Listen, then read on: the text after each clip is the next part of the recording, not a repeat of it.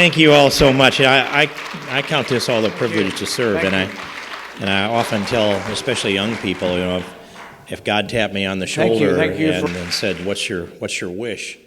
My answer would be, "Please let me continue to serve you with joy." We need to have joy in this task that we have. We get to serve, so why wouldn't we be happy about that? We are. Mike Pence would often say, "I'm a conservative, and I'm not angry about it." I liked his delivery on that, but I'm happy to have the chance to step in here and do battle every day. And there's never an end to the things that we can do. We're never going to run out of ways to approach this. And whenever we hit the wall, we can get back up again and charge the windmill over and over again. And sooner or later, I have this vision. It's constantly the windmill that's turning. And you know the story about Don Quixote. And so he would charge the windmill, and the windmill would smash him to the ground. Later on, his vision was weak, and he would attack the windmill again. I have this vision of the windmill that's been turning, and I've been attacking it, and you have too for a long time. This windmill has started to get the idea it might as well put its vanes up and surrender, because we are not going to stop. We are driven.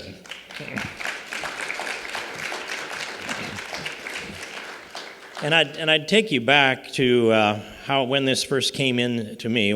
I don't think we understood what Roe versus Wade meant back in 1973. I remember the dialogue. I remember going to Card Club and sitting there with our neighbors, playing cards one night a week and talking to each other. And I remember them saying, why do they have all those babies down in Central America that they can't feed? Why don't they just abort them? And I don't remember me jumping up and flipping the tables over on them.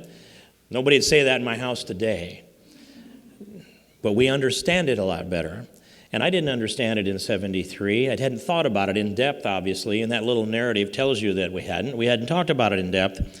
But when I picked up our firstborn child, David, who's now 39 years old, and looked at him, gazed at him, and held him in my arms, there was an aura that emanated from that little miracle.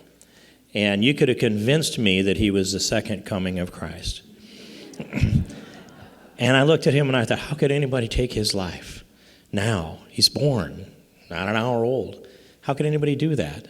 How could anybody take his life a minute after he was born? Well, then what about a minute before? What about an hour, a day, a week, a month, 9 months before? No.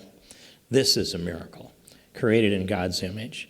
And that washed over me in 1976. And from that point forward, I knew where this all stood.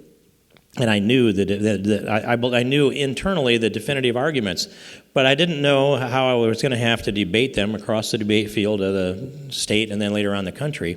But I went out to the Republican National Convention in 1996, and in that little brochure that they give you there, it showed at 3 o'clock on Thursday afternoon, the Christian Women for Choice were meeting over in the protest zone.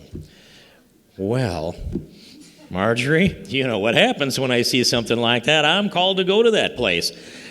I wanted to know, what are these Christian women going to quote for Scripture to me that I haven't read? I mean, that's going to tell me why it is you'd be in favor of abortion. That's a big curiosity. So I walked down there a block or two down the street to this place inside a chain link fence, a little bigger than this room, and they had a big stage about this size and a little higher with big speakers on it. And I asked, who's the leader of this? And this fellow said, well, this lady here is. And she was a PhD at San Diego State University, and her husband's last name, I remember, was Harris. Anybody can check that if they like. That's my clarity of memory. And we ended up going into this nose-to-nose debate, and it was like a prize fight. The press was all around us, and I was far enough away from home I didn't have to hold anything back. And then she said, you've got to command that deadbeat dads pay that $3.4 billion in child support that they're not paying.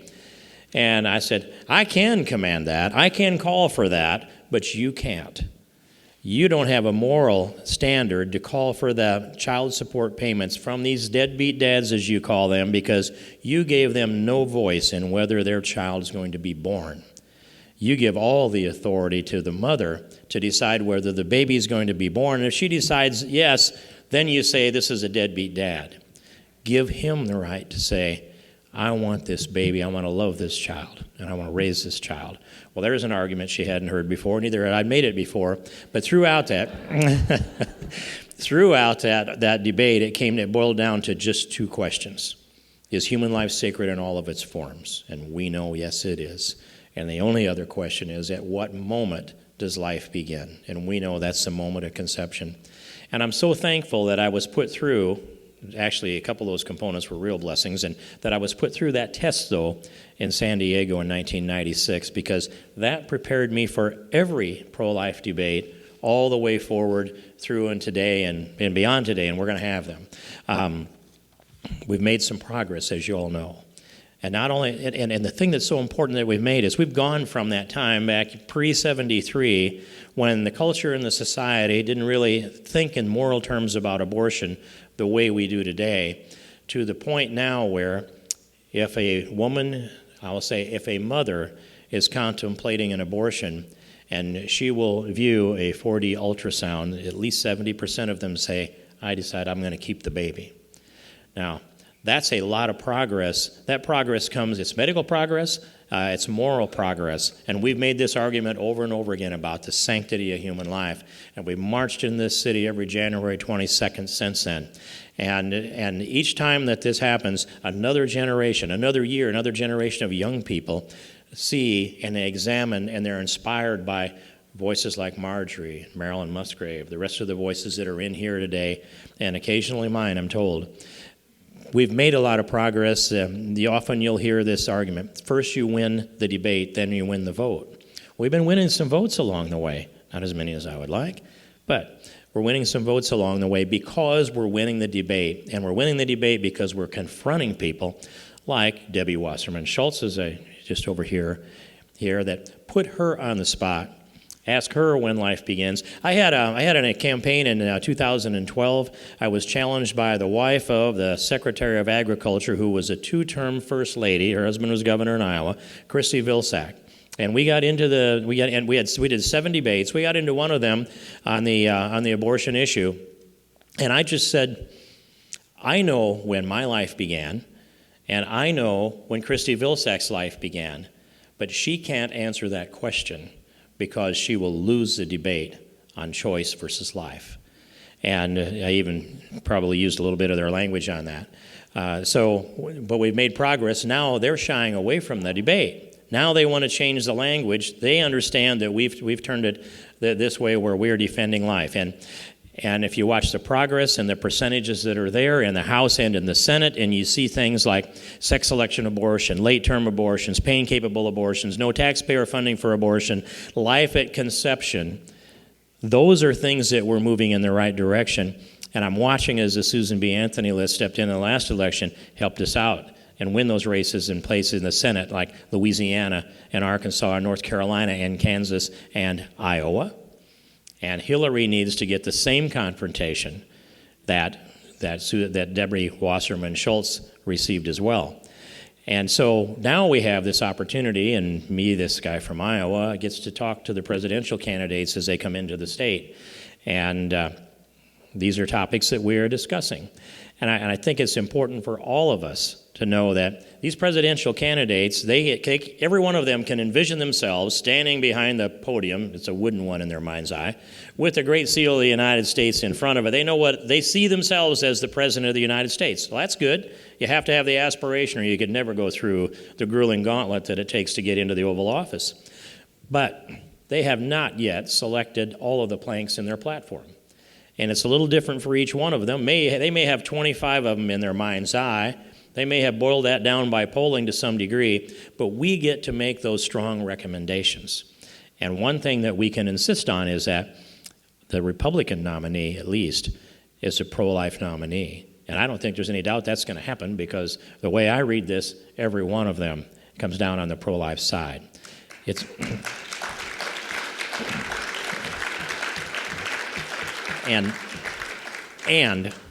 But we need to get them to be sure that they voice these positions in debate throughout this long test that's going to go through Iowa and New Hampshire and South Carolina and beyond.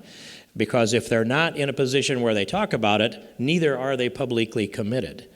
And so if we want to restore this and strengthen it, we have to have people that go to those meetings that stand up and say, tell me where you are on life and why. And getting those answers and getting them on record creates momentum for our cause and helps us out with the Supreme Court and those appointments in the Supreme Court. So I'm glad to be a member of Congress from Iowa. I can tell you that we will test all of these candidates in Iowa, and there are some of the candidates that think that if they don't come to Iowa, they don't have to deal with Steve King. But tomorrow morning at 6 o'clock, I'm going to get on a plane and go to New Hampshire. And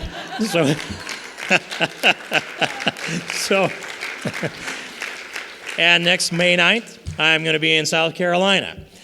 And we are going to push full spectrum constitutional conservatism, life and marriage, all the way through this. And here's the ask. I want to ask you to do this. These are good candidates and good people, and I'd put about 5 or 6 of their names in a hat and pull one out and be happy.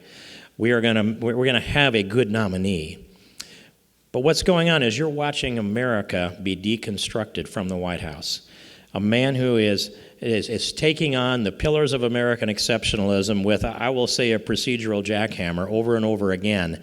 And the American young people especially are not learning the things they need to learn at the age that they are. We need to put that all back together. And how's that going to happen? Well, I think that right person is out there. But I'd ask you to do as I do. Put up a regular prayer that God raises up a president whom he will use to restore the soul of America. Thanks very much. God bless you.